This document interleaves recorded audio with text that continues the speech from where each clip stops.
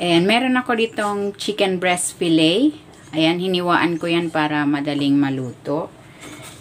Itimplahan ko muna ito ng asin. At ng paminta. Ayan, haluin muna natin para ma-distribute yung ating salt and pepper. Kung hindi ka pa nakapag-subscribe sa aking channel, please subscribe at i-click mo na rin ang notification bell para lagi kang updated sa aking latest recipes. Ayan, okay na ito.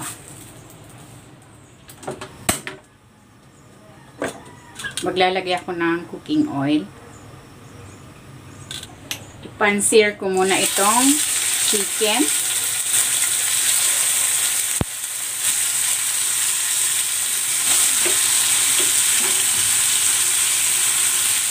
Maglalagay din ako dito ng garlic.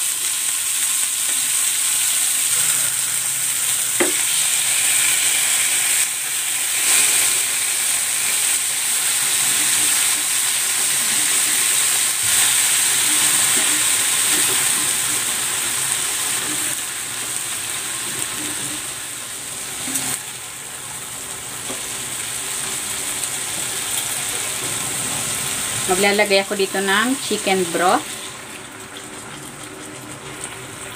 Italian seasoning, mustard, at ng lemon juice.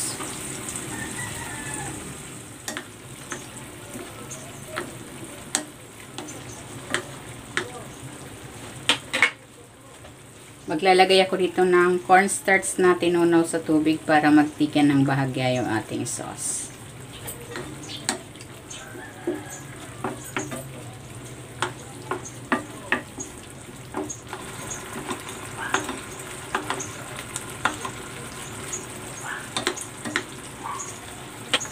Maglalagay din ako dito ng chopped parsley.